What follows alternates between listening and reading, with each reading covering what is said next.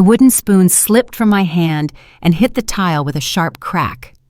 Thick brown gravy splashed across my apron, spreading in a dark stain that reminded me of one of those inkblot tests, shapes open to interpretation. Some might have seen a bird or a tree. I saw something else, years of being overlooked, years of being the invisible pair of hands that fed everyone, but was never invited to sit at the center of the feast. Before we dive into true revenge stories, drop a comment and tell us where you're watching from. Hearing from people around the world makes these stories even more powerful and reminds us how connected we all are. From the kitchen just steps away came the sounds of Thanksgiving in full swing, laughter, glasses raised, forks scraping china. My family's voices carried through the doorway full of warmth, but none of it for me. They had started without me, as if the one who had cooked the meal didn't belong at the table when it was finally served. My name is Eleanor Davis, 58 years old. I have been the holiday cook in my family for as long as I can remember. My younger brother James, 3 years my junior, has always been the star. He breezes in late with nothing more than a bottle of wine and a smile, and instantly the room revolves around him. My parents beam. My aunts lean in to catch every detail of his stories. I stay in the background, stirring, basting, arranging, making sure everything is perfect. 3 weeks earlier, when my mother texted the family chat, Thanksgiving planning, "We'll cook whatever James wants this year," I had suggested a break from tradition. Maybe dinner out at a restaurant where nobody had to slave over dishes. The answer came back sharp and quick: "Traditions matter, dear. Besides, you're so good in the kitchen." Good in the kitchen, useful, reliable, not celebrated, not central, not photographed. James was the son who received the toasts. I was the daughter who made them possible. I bent to pick up the spoon, my knees stiff and aching. From that angle, I could see through the archway. My mother straightened James's collar. My father poured his wine. Aunt Margaret leaned forward, smiling at every word he spoke. 5 faces shining with affection. None of them turned toward the kitchen. None of them noticed my absence. Something in me shifted then, like a door groaning open after decades of being shut. I lifted the silver gravy boat from the counter, its weight heavy in my hand. It had belonged to my grandmother, another woman whose labor had been taken for granted. She too had stood in kitchens preparing meals for men who never thought to ask if she was tired. I walked into the dining room and set the gravy boat on the table with a solid thunk.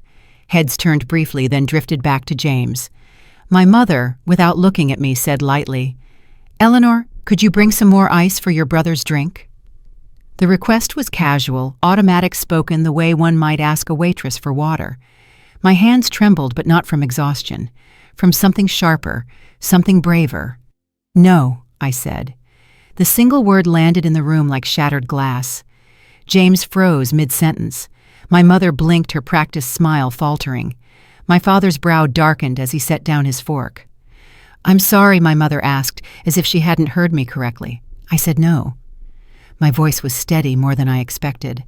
The silence that followed was heavy, stretching across the table, filled with all the unspoken rules I had just broken. For 35 years, I had been the one who said yes.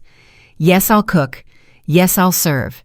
Yes, I'll stay invisible so everyone else can shine. But not tonight. My mother laughed nervously, smoothing her napkin. "Eleanor's just tired," she said, turning the conversation back to James, as if nothing had happened. The others followed her lead. The current of family chatter resumed, flowing easily around me. But inside I was changed. That one small word, "no," echoed like a bell, clear and unshakable. For the first time, I was not simply the forgotten hand in the kitchen. I was someone who had dared to claim her place at the table. And though they ignored it, though they smoothed it over with nervous laughter and quick distractions, I knew the truth: a seed had been planted. My silence had ended. Nothing about the holidays or my life would ever be quite the same. Later that night, after the plates had been cleared and the house had settled into its usual hum, I found myself wandering down the hallway lined with family photographs.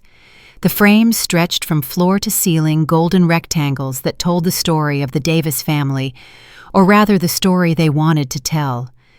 There was James beaming in his high school graduation cap, his arms slung around my mother's shoulders. James cutting the ribbon at his first real estate office, my father grinning proudly beside him. James raising a glass of champagne at last, Easter's dinner, the table crowded with smiling faces. I leaned closer. There I was, barely. An elbow in the corner of one picture blurred as I carried a tray of deviled eggs. A shadow in another bent low as I wiped a spill from the tablecloth. My face rarely made it into the frame, and when it did, it was usually half hidden, caught between motion and responsibility. It struck me then with a force sharper than any insult that history was being written without me. The family album was not neutral. It was evidence. Evidence that for decades my place had been to serve, not to be seen. I pulled a photo from the wall, one taken at a 4th of July cookout years ago. James stood at the center fireworks bursting in the night sky behind him. My father's hand rested proudly on his shoulder.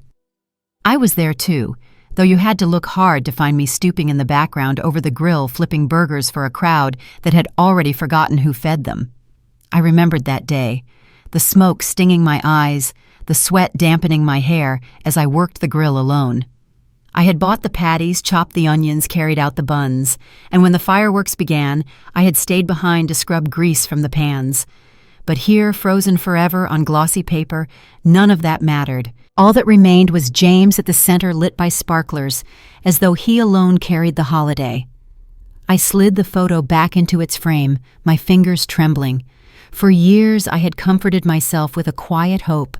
Maybe I was wrong. Maybe they did see me. Maybe they did value me, even if they didn't say it out loud. But standing there, hallway light glinting off polished glass, I knew better. The truth was plain. I wasn't missing by accident. I was missing because nobody thought to include me. I carried the weight of those pictures back to my room, where my mother's old photo album lay on the dresser. The leather cover was worn soft by time, the edges fraying. I opened it page after page of birthdays, holidays, graduations. James at center stage in nearly every shot. Me, I was the hands lighting candles, the blur carrying a cake, the shadow slipping through a doorway. It felt like a second betrayal, first living it, then seeing it documented so faithfully. I thought of all the hours, all the days, all the years I had poured into keeping traditions alive, waking at dawn to roast turkeys, staying past midnight to scour pans, spending entire paychecks to fill tables that never carried my name. And here in the pages, meant to preserve memory, I had been erased as surely as chalk washed from a blackboard. A lump rose in my throat, heavy and hot. I pressed a hand against the album as if I could hold myself inside it by force. But another thought surfaced, quieter and steadier. If they cannot see me, I must learn to see myself. For 58 years I had lived as a shadow in the family story. But shadows only exist because there is light. Perhaps I thought it was time to step toward that light, even if it meant stepping away from the frame they had built without me. I closed the album, gently slid it back into the drawer, and looked at my reflection in the darkened window. For the first time, I did not see a servant. I saw a woman who had been waiting her whole life to claim her place in the picture, and I promised myself that the next chapter of my life would not be written in the margins. The scent of rosemary and garlic still clung to my clothes when I carried the turkey into the dining room. My back ached from leaning over the oven, my wrists stiff from hours of chopping and stirring. For 2 full days I had lived in that kitchen, marinating, basting, kneading, turning groceries into a banquet fit for a magazine spread. The dining room glittered under the chandelier. Crystal glasses sparkled. The silverware gleamed. My mother had polished the sideboard until it reflected the candles like a pool of water.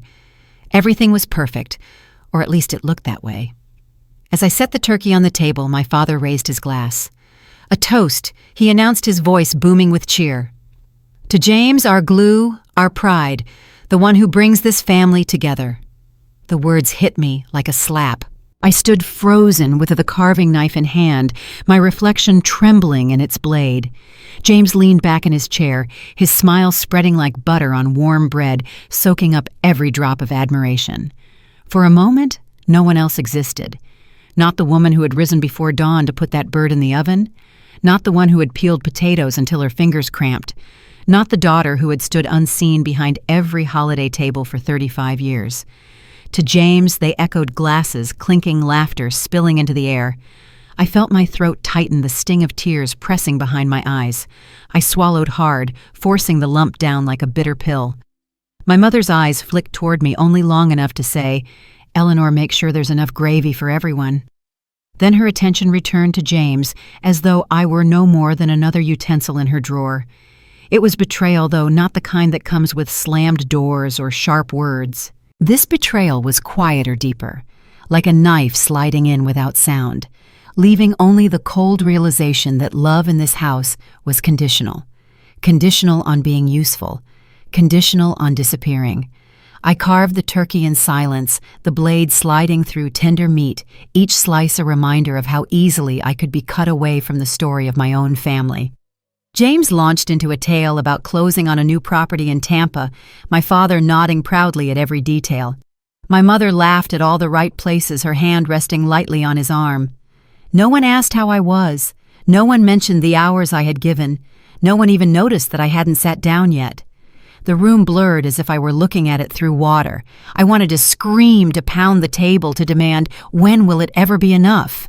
But instead I pressed the knife down, carving slice after slice, laying them neatly on the platter, as if obedience might still earn me a place at the table. Then from across the room, Aunt Margaret caught my eye. She didn't speak. She didn't raise a glass. She simply gave me the smallest nod, a flicker of acknowledgement, a whisper without words. "I see you." That nod saved me. It reminded me I wasn't entirely invisible. Someone in that glittering room understood the cost of being the silent servant. Someone recognized the weight I carried. I placed the platter in the center of the table, set the knife down, and finally pulled out my chair. I poured myself a full glass of wine, my hands trembling only slightly, and sat without asking permission. The conversation flowed on without me circling James like planets around the sun. But for the first time, I refused to orbit. I sipped my wine slowly, the warmth spreading through my chest, and thought, this table may not yet have a place for me, but I will no longer stand in the shadows, waiting for one to appear. The betrayal of that toast cut deep, but it also planted something unexpected, a seed of defiance. They might overlook me tonight. They might forget my name in their stories, erase my face from their photographs. But I had spoken no once, and I knew I would speak it again. This Thanksgiving, I realized, was not the end of my silence. It was the beginning of my voice. If you're still watching, comment 1, so I know you're still with me. The moment the word left my lips, the dining room froze. It wasn't loud, it wasn't dramatic, just a single syllable. No, yet it seemed to echo off the crystal glasses and polished silver filling every corner of the room with a sound no one had expected to hear from me. James blinked, his mouth still open mid-story, as though I had cut off not just his words, but his entire sense of importance. My mother's napkin slipped from her fingers. My father's brow tightened, the smile he'd worn for his son dissolving into something darker. Aunt Margaret, still quiet at the far end of the table, folded her hands in her lap, her eyes on me, her expression unreadable. For 35 years, my answer had always been yes. Yes, I'll chop the onions. Yes, I'll scrub the pans. Yes, I'll stay late, clean up, and make sure tomorrow's breakfast is ready. Yes, I'll keep the peace, even when it means swallowing my own hurt. And now suddenly, simply, it was no. The silence that followed carried all those years at once. It was not just the absence of sound, it was the weight of history pressing down every unspoken rule I had just broken, demanding to be acknowledged. My father was the first to speak. His voice was low, steady, and dangerous, the way thunder sometimes rolls in before a storm. Your brother drove 2 hours to be here. 2 hours, Eleanor. And you can't fetch him some ice. 2 hours. I wanted to laugh. I had been in the kitchen for 2 days, my back aching, my hands raw, my energy spent. 2 hours of driving compared to 48 hours of labor, and still his time was the sacrifice that mattered. I met his eyes for once, not dropping mine the way I used to. I've been cooking for 2 days, I said, each word measured my voice steadier than I felt. The table went still again. The rules of our family script were crumbling.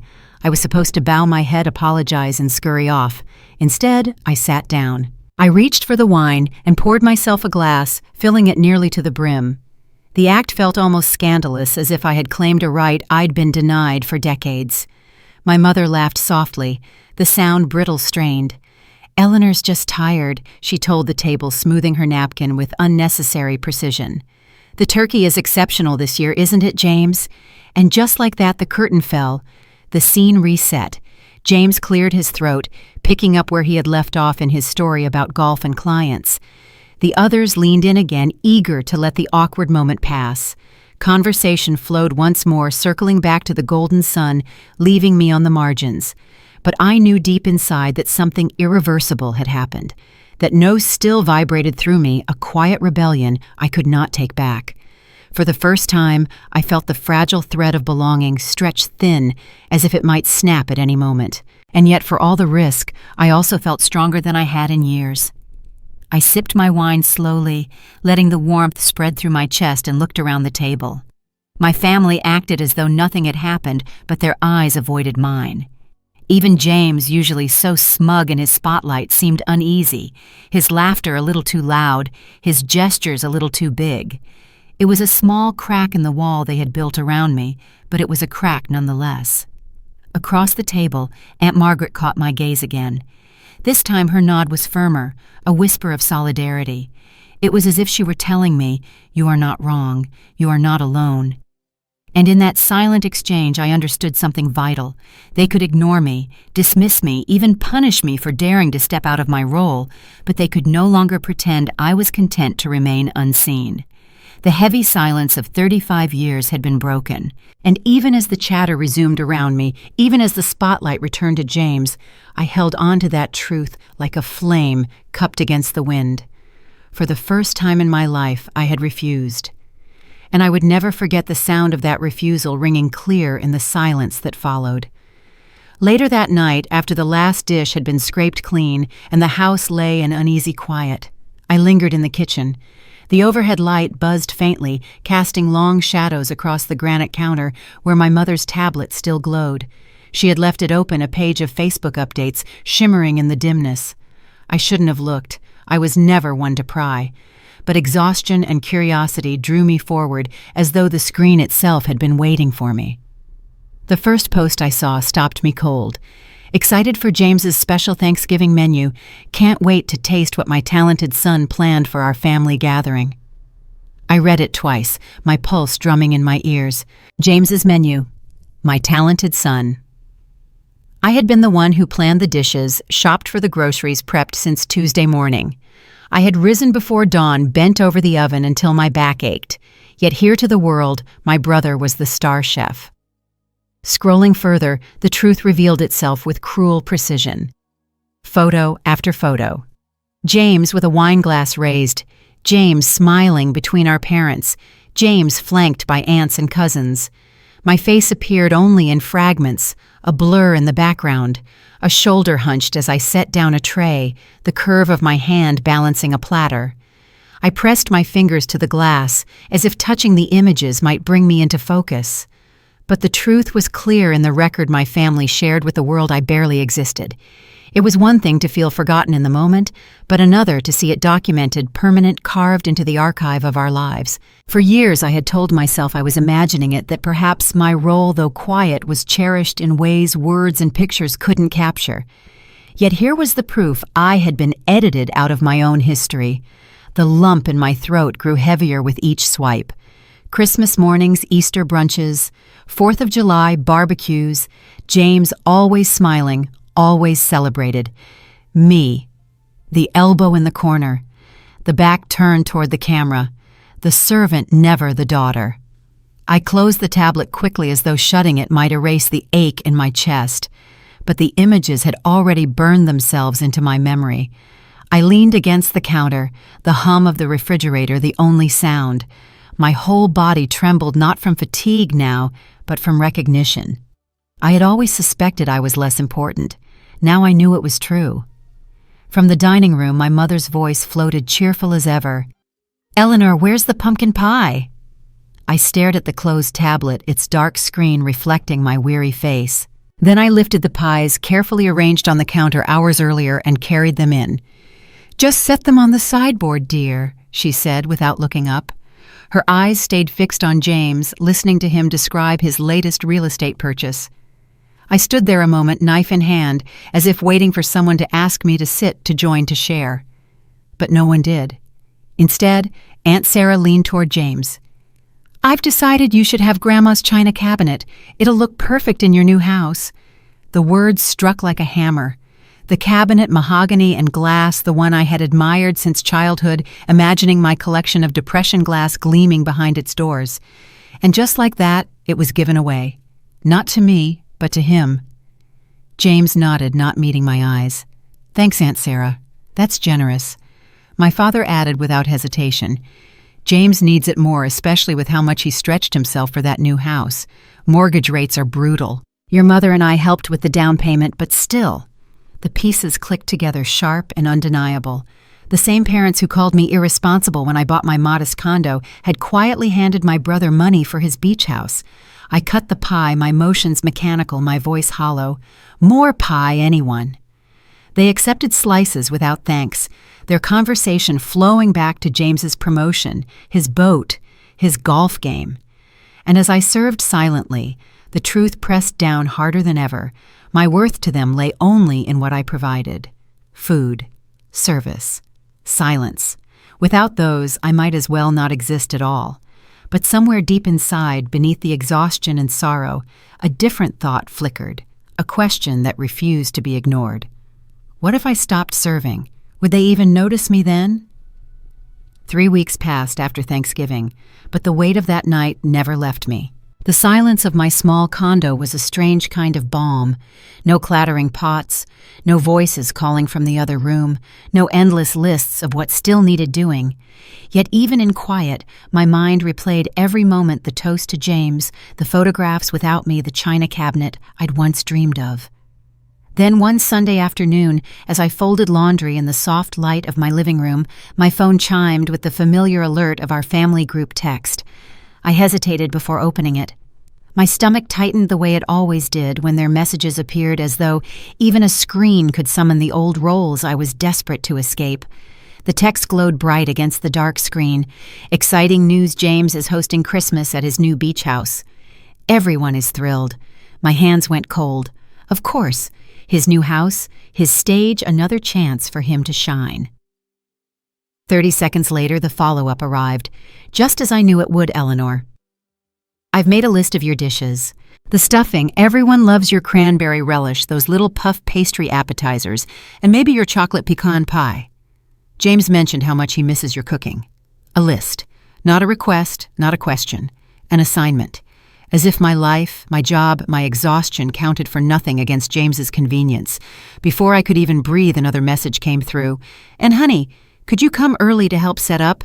Maybe around 9. James has an important client breakfast that morning." I dropped the phone onto the couch, the audacity of it ringing louder than the chime itself. Not one word about my own commitments. Not one acknowledgement that Christmas, too, might mean something to me. It was simply assumed I would appear apron-ready, sacrificing my time so that my brother's new home could sparkle. That night, I lay awake, staring at the ceiling, my body tense, my mind restless. Sleep came in fragments, broken by the pulse of questions I'd never dared ask before. When did my needs stop mattering? Or had they ever mattered at all? By Monday morning, the tension followed me to work. My boss appeared at my cubicle, arms folded. "Eleanor, did you update the Henderson pitch? It was due Friday." Shame prickled across my skin. I had missed a deadline, me, the dependable one, the one who stayed late, who never dropped the ball. "I'll have it to you by 3, I promised." He sighed, disappointment heavier than anger. "This isn't like you." He was right. It wasn't. But how could I explain the sleepless nights, the knot of dread tightening each time my phone buzzed with another family demand? How could I tell him that my reliability was being eroded not by lack of skill, but by years of being asked to carry more than anyone else? That night, as the clock struck 3:00 a.m., and I sat with antacids in my hand, I pulled out a notebook. At the top of the page, I wrote 3 words, "Things I want." But the pen hovered unmoving. For 58 years, I had answered to everyone else's wants. My parents, my brother, even colleagues who knew I would say yes when no one else would. But what did I want? The page stared back at me, blank accusing. The following morning, I walked into work an hour early. I finished the Henderson pitch, then moved through the rest of the week's tasks with mechanical precision. When my boss stopped by again, I looked him in the eye and said, "I've completed everything due this week. I'm taking Friday off." I didn't ask. I stated it. He blinked, surprised, then nodded. "You've got the time. Everything okay?" "Just taking care of myself," I said. And though the words felt foreign, they carried a strange, quiet power. Later that week, a colleague invited me to a small holiday gathering. No family drama allowed, she teased. Just friends' food and maybe some terrible karaoke. For the first time in months, I laughed a full, unguarded laugh. The idea of spending even one evening where I wasn't expected to serve or fix or smooth things over felt like fresh air after years of stale rooms. But as the weekend approached, my phone buzzed again. My mother's voice on the line was warm, expectant, practiced. "Eleanor, I'm finalizing Christmas plans. Did you get my text about coming early to help James set up? We're counting on you. He's so busy with his new promotion." Her words rolled out smooth as silk, but underneath them lay the same old truth. James's life mattered. Mine was secondary. I gripped the phone tighter. The Eleanor of old would have apologized, would have promised to do better, would already be making lists of grocery stores. But that Eleanor had begun to slip away, replaced by someone who had tasted the power of no. "I'm busy too," I said quietly. "I have my own life and career." The silence that followed was long and heavy. My mother's voice, when it returned, was sharper now. "What's that supposed to mean?" "It means," I said my words slow and steady, "that I'm not just sitting around waiting to be useful to James." And for the first time, I allowed myself to believe it. The words still echoed in my chest long after I ended the call with my mother. "I'm busy too. I have my own life and career. Simple, steady, true." For 58 years, I had been the woman who carried trays, who said yes without pause, who filled silence with service so no one had to feel discomfort. And now, for the first time, I had spoken of myself as someone with a life worth protecting. The change was subtle at first, like the faint tremor of earth before an earthquake, but once felt, it could not be ignored. That Thursday afternoon, Jessica from accounting leaned over the wall of my cubicle. She was younger than me by 2 decades, sharp-witted, with a laugh that filled any room. "A bunch of us are doing a holiday night out this weekend," she said. "No family drama, just friends' food and the world's worst karaoke." "You in?" I hesitated. The old Eleanor rose up, armed with excuses. "I need to shop for Christmas. I should prep for the menu Mom sent. There's too much work to finish." But those words felt heavy, worn thin by years of overuse. Jessica nudged my shoulder. "Come on, one night won't kill you. Besides, you deserve it." Something inside me cracked, and a laugh slipped out, a real laugh, not the polite chuckle I had trained myself to give at family gatherings. "Questionable karaoke, huh?" I asked. "The worst," Jessica grinned. "Wait until you see Dave from IT Do Interpretive Dance to Total Eclipse of the Heart. It will haunt your dreams." I surprised myself by nodding. "Okay, I'm in." And just like that, a new possibility opened before me. A night where no one demanded dishes, no one measured my worth by how quickly I refilled a glass. Just people enjoying each other's company, expecting nothing more from me than my presence. That Saturday, instead of waking early to chop onions or polish silver, I lingered over coffee, the newspaper spread across my small kitchen table. When evening came, I put on a scarf I hadn't worn in years, one that felt a little too bright, a little too bold, but tonight it suited me. The gathering was small, just a handful of colleagues in a rented room at a modest restaurant downtown. Yet the laughter, the clinking of mismatched glasses, the cheerful chaos of off-key singing, it all felt like sunlight after a long winter.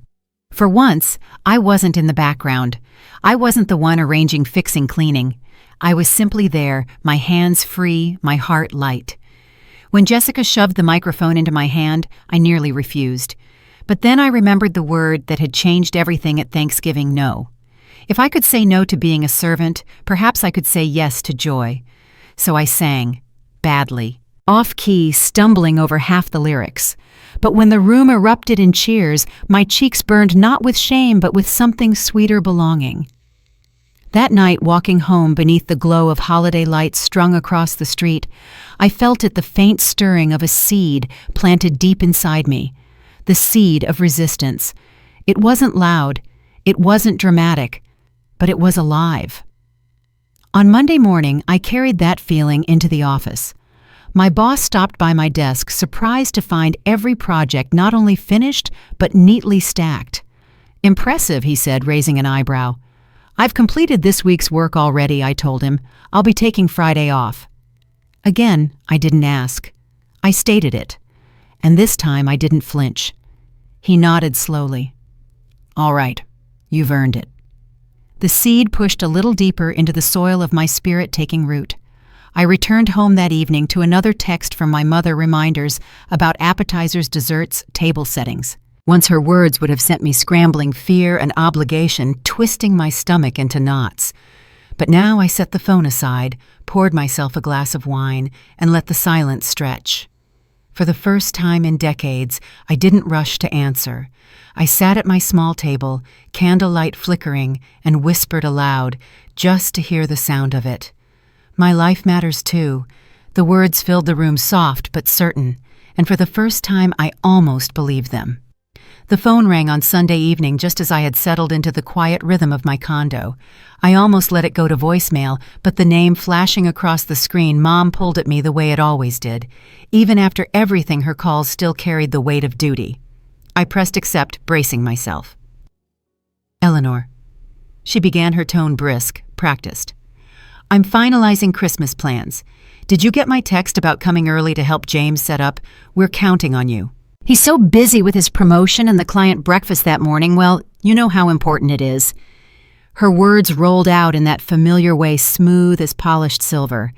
Not a request, not a conversation, an expectation. I gripped the phone tighter, forcing my breath to steady. "I'm busy too," I said, my voice low but firm. There was a pause on the line, long enough for me to hear her inhale sharply. "What's that supposed to mean?" "It means," I answered slowly, "that I have my own life, my own deadlines, my own responsibilities. I'm not just waiting around to be useful to James." The silence that followed was thick, heavy. I imagined her sitting at the kitchen table of the old family house, her manicured nails tapping against the mug of peppermint tea she favored in December. For once the script was broken. "This is Christmas, Eleanor," she finally said, her voice tight, almost scolding. "Family comes first." My chest ached, but I pushed forward. "Does it? Or does James come first?" Her gasp crackled through the line, a sound I had never heard from her before, half outrage, half disbelief. "That's not fair. He works so hard. So do I." The words burst from me before I could swallow them. "I work hard too, Mom, at my job, at every holiday I've carried on my back for decades. But no one ever asks what I want, what I need. It's always about making things perfect for James." She stammered, searching for ground. "I don't understand where this is coming from. We've always been a close family." Close. The word stung. Close families didn't erase daughters from photographs. Close families didn't hand one child down payments while calling the other irresponsible. Close families didn't begin meals without the one who had cooked them. "I don't need your approval to be worthy," I said quietly, more to myself than to her. "I never did." Her voice wavered softer now. "You'll break your father's heart. He's so proud of his children. He tells everyone I cut her off my throat tight." When was the last time he told me he was proud? When I bought my condo with my own money, when I got my promotion last spring and he didn't even mention it. "No, Mom, he's proud of James. Always James." The silence stretched brittle and raw. At last she whispered, "Perhaps we've taken you for granted." For a moment I couldn't speak. The admission was so small, so fragile, and yet it cracked something open in me. Tears pricked at my eyes, not of defeat, but of recognition. After 35 years, she had finally said it. What would it take to fix things? She asked, her voice trembling, as though she herself wasn't sure she wanted to hear the answer. I hesitated. Could decades of imbalance be repaired with a single phone call? Could a lifetime of being overlooked be undone by one moment of acknowledgement? My heart longed to believe it. My mind knew better. "I'll think about Christmas," I said at last. My tone was calm, steady, but resolute. "I'll let you know what I decide." Before she could respond, I ended the call. I sat in the stillness of my living room, staring at the darkened phone in my hand. My body trembled, but not with fear, with clarity. For the first time in my life, I had not apologized. I had not rushed to make her feel better. I had spoken my truth and let it stand. And in that silence, I felt it again, the seed of resistance pushing upward, breaking through soil. Small, fragile, but alive. The morning after my mother's call, I woke before dawn. Not from obligation, not from the sound of a timer, or the weight of a grocery list waiting for me on the counter. I woke because the words I had spoken the night before still rang in my chest like a bell. I have my own life. I brewed a pot of coffee and sat at my desk, the glow of my laptop cutting through the gray December light. For a long time, I stared at the blank screen, my fingers hovering over the keys. Decades of habit told me to wait, to soften, to apologize. But another voice, quieter, steadier, urged me forward. I began to type. "Dear Mom, Dad, and James." The words came haltingly at first, then faster, spilling onto the page as though they had been waiting all my life. I've given a lot of thought to Christmas this year. I need to be honest about how I've been feeling. For many years, I have carried the weight of our family gatherings. I've cooked, cleaned, and organized while others enjoyed themselves. I've stayed in the kitchen while conversations and photographs passed me by.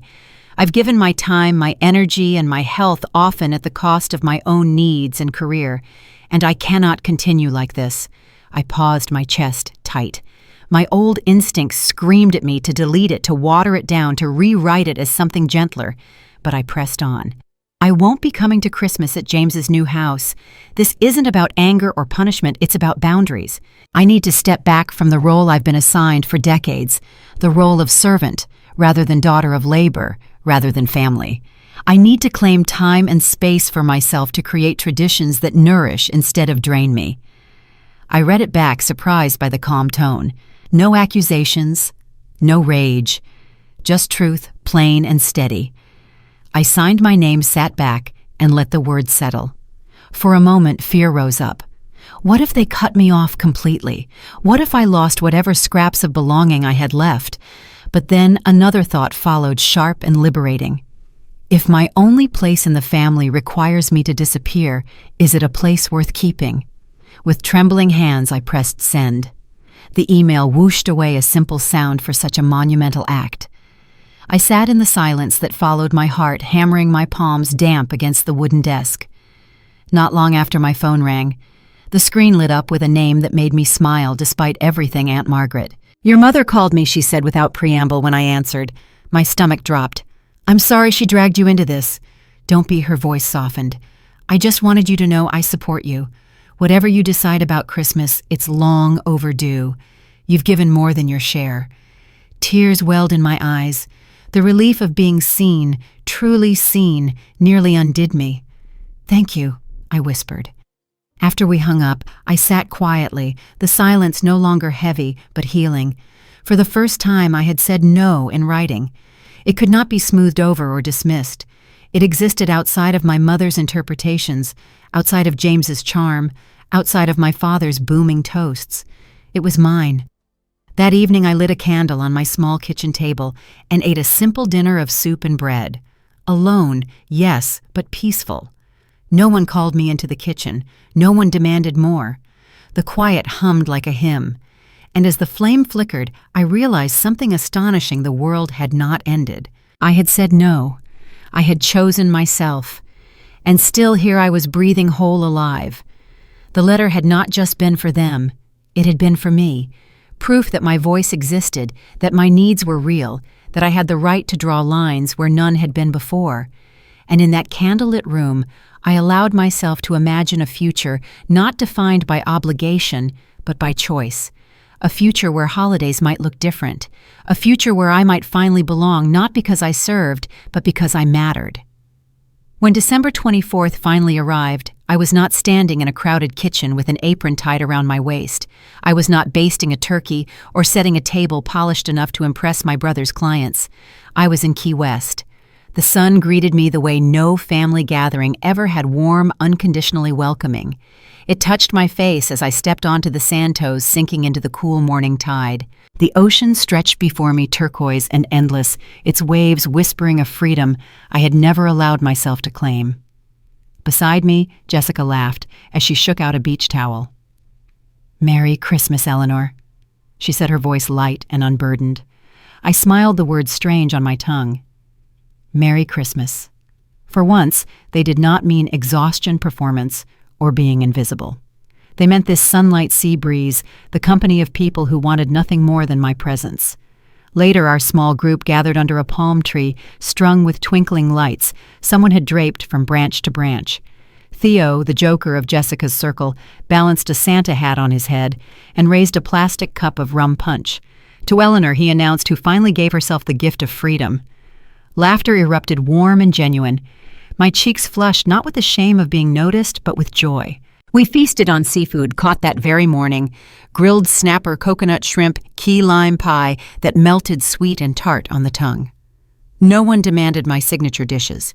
No one measured my worth by how quickly I refilled a plate. When someone offered to fetch more drinks, it was because they wanted to help, not because they believed it was my duty. At one point, Jessica waved her phone. "Come on, Eleanor, get in the picture." I hesitated. Habit, after all, is hard to break. But then I stepped forward, sliding between her and Theo, the sand cool beneath my feet, the ocean at my back. The camera clicked, capturing me mid-laugh, my shoulders relaxed, my smile unforced. For the first time in decades, I was not a blur in the background. I was in the frame exactly where I belonged. That evening, as the sun sank in a blaze of orange and pink, we sat in a circle on the beach, the tide creeping closer. Someone strummed a guitar, the simple chords mingling with the crash of the waves. I leaned back, letting the music wash over me. This, I thought, is what family can be. Not the people who claim you by blood, but the ones who see you, who honor you, who expect nothing more than your company. I felt something loosen in my chest, a knot I hadn't realized I'd been carrying for years. All the nights bent over stoves, all the mornings scrubbing dishes, all the photos where I'd been erased, they were still part of my past. But here on this shore, I had stepped into a new chapter. Jessica nudged me gently. "You okay?" I nodded, my eyes misting as I watched the horizon. "Better than okay. For once, I feel like myself." She smiled, squeezing my hand. "That's the best Christmas gift there is." As the stars appeared one by one, I realized she was right. The gift I had given myself was not rebellion, not even distance. It was presence. For the first time in 58 years, I was present in my own life, not standing in the wings while someone else took the stage. The waves lapped at the shore, steady and eternal. I closed my eyes and breathed deeply, the salt air filling my lungs. Whatever awaited me after the holiday, whatever conversations, confrontations, or silences, I knew one thing with certainty. I had seen the sunlight, I had felt freedom, and I would never again forget what it felt like to belong to myself. The following November, the air in Orlando carried that same crispness I remembered from childhood holidays, though softened by Florida's sunshine. It was Thanksgiving morning, and for the first time in my adult life, I woke not with dread, but with excitement. My condo smelled of rosemary and garlic as the turkey roasted slowly in the oven. The timer read 40 minutes left, plenty of time. I wiped my hands on a cheerful dish towel, the kind I had bought just for myself, patterned with seashells that reminded me of Key West. The difference was striking. I wasn't rushing, sweating, or juggling 10 tasks at once. I wasn't responsible for every detail of the day. This time I wasn't hosting alone. "Need any help?" Jessica's voice called from the doorway. She wore an apron splattered with mashed potatoes, her hair tied up in a messy bun, her smile as bright as ever. "Actually, I'm good," I replied, and the words felt revolutionary. "Theo's handling the potatoes and Aunt Margaret brought dessert." She grinned. "Look at you delegating like a queen." I laughed, the sound natural and easy. Delegating had once felt like weakness, like admitting I couldn't carry the whole world on my shoulders. But now it felt like what it truly was, sharing, letting others bring their joy to the table, not just their appetites. When I stepped into the living room, Aunt Margaret was already seated on the couch, a pie resting proudly on the coffee table before her. "Homemade pecan," she said, patting the tin as though it were a family heirloom. This time I didn't let anyone else lay claim to it. Her eyes twinkled, and I knew she meant more than pie. Theo was at the counter, sleeves rolled to his elbows, a wooden spoon in hand. He was mashing potatoes with far too much vigor, carrying on a spirited debate with Rachel's daughter Emily about whether garlic belonged in every dish. The two of them laughed so loudly the walls seemed to shake. It was chaos, but it was my kind of chaos, unpolished, unpretentious, filled with warmth. When the turkey was ready, we carried everything to the dining table. I had pulled out my mismatched plates, the collection I'd built from thrift stores and garage sales over the years. Some were chipped, some didn't match, but together they looked like a quilt of lives stitched side by side. In the center, I had arranged a piece of driftwood from Key West surrounded by candles and seashells. It wasn't Martha Stewart perfect, but it was mine. "All right, everyone, find a seat," I said, motioning them over. We crowded around the table shoulders, bumping hands, passing dishes. Theo dropped the spoon once, sending a scoop of potatoes onto the tablecloth, and instead of sharp gasps or scolding laughter erupted. Someone dabbed at the stain with a napkin, and life went on. As I sat down, I caught Aunt Margaret's eye. She leaned closer and whispered, "This beats James's stuffy dining room any day." I smiled, squeezing her hand. "I think so too." For years I had eaten standing up, hovering with a tray, waiting to refill glasses. This time I sat first. I reached for the wine, poured myself a glass, and only then did I pass the bottle along. When everyone had settled, Rachel raised her glass. Her voice, warm with emotion, carried through the room. "To traditions that nourish rather than drain us. To chosen family." Jessica added quickly, lifting her cup. "To freedom." Theo chimed in, sending another burst of laughter across the table. Our glasses clinked, and for the first time in decades, the toast included me, not for what I had provided, not for how tirelessly I had served, but simply because I belonged. We ate slowly, savoring not only the food, but the company. Stories flowed easily, Jessica telling about her karaoke misadventures, Emily sharing dreams of graduate school, Theo spinning jokes that made even Aunt Margaret chuckle until tears welled in her eyes. I tasted every dish, really tasted them, instead of rushing to make sure everyone else had enough. The turkey was juicy, the potatoes creamy, the salad bright with citrus. And when I bit into Aunt Margaret's pecan pie, I closed my eyes, savoring the sweetness. For once, dessert wasn't something I served while others were already pushing back from the table, too full to notice. It was something I enjoyed right alongside them. Midway through the meal, Rachel leaned toward me. "Your father called me yesterday," she said quietly, so only I could hear. I set down my fork, my chest tightening. "What did he say?" "He asked if you were hosting Thanksgiving this year." I took a breath. The mention of my father no longer triggered the familiar knot of anxiety. Instead, it brought a curious calm. "And what did you tell him?" "I told him you were," she replied, her eyes soft. "And that you were doing just fine." A smile spread across my face. Not bitter, not triumphant, just steady. For years, my father had toasted James as the one who held the family together. Now someone had said out loud what I knew to be true. I had built something of my own, and it was more than fine. When dinner ended, no one rushed away. We lingered at the table conversation, meandering into childhood stories, holiday memories, and plans for the future. Eventually, everyone pitched in with cleanup, Theo washing Jessica, drying Emily, stacking plates, while Aunt Margaret wrapped leftovers in foil. I watched it unfold with quiet wonder. I wasn't the servant, not anymore. I was the host, yes, but also the guest of honor in my own home. Later that night, after everyone had gone, I stood in the living room, gazing at the photo I had hung on the wall. It was the picture from last Christmas in Key West, me in the center laughing between Jessica and Theo, the ocean behind us. Now I imagined adding a new one to tonight's table, mismatched plates, and everyone smiling, everyone seen. I thought back to all those years when I had been just an elbow in a photograph, a shadow in the background. Tonight, my story had shifted. Tonight, I wasn't missing from the frame.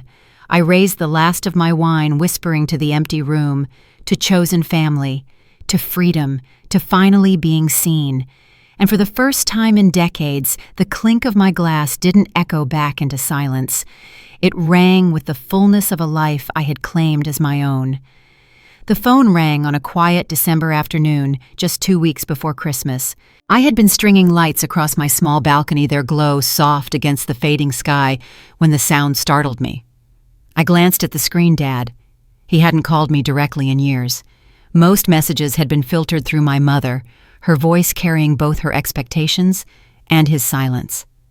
I hesitated before answering the cool Florida air, brushing my cheek like a reminder. You don't have to pick up if you don't want to. But I did. Eleanor, he said, his voice lower, softer than I remembered. Your mother and I were wondering if we could visit for Christmas this year. The words hung between us, fragile as glass. For a moment, I didn't know how to answer. Old patterns urged me to say yes, to welcome them, to slip back into the role I had always played. But the Eleanor who had walked along the sands of Key West, who had hosted Thanksgiving with chosen family, knew better.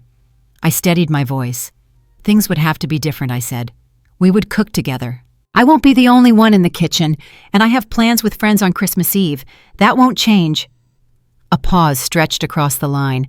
I braced myself for anger, for disappointment, for the familiar guilt. Instead, he sighed. I think we can manage that. It wasn't an apology. It wasn't recognition for 35 years of silence, but it was something new, a willingness to step into unfamiliar ground. And maybe, just maybe, that was enough for now. In the weeks that followed, I thought often about a story from the Gospel of Luke, the story of Martha and Mary. Martha, bustling in the kitchen, burdened by duty, frustrated that her sister Mary sat at Jesus' feet instead of helping, and Jesus said gently, Mary has chosen what is better, and it will not be taken away from her. For decades, I had been Martha bent over the stove, convinced that my worth was in what I provided. But now I was learning, like Mary, to sit, to choose what nourished my soul. To understand that love wasn't proven by endless labor, but by presence, by being not just doing. The Bible also tells us, love your neighbor as yourself. Matthew 22:39. I had loved my family, but I had forgotten the second half of that command, as yourself. Without self-respect, my service had been hollow, leaving me invisible. Only when I learned to love myself, to say no, to set boundaries, did love begin to feel whole. Christmas morning arrived. My condo was filled with warmth, the oven, humming candles, glowing, the scent of cinnamon rolls drifting through the air. My friends came early, carrying laughter and mismatched gifts wrapped in too much tape. Later, my parents arrived, hesitant but present, carrying a store-bought pie. It was awkward at first. My mother fussed, unsure where to place herself without her usual script of commands. My father hovered silent, as if afraid to break the fragile peace. But then Jessica pressed a spoon into his hand.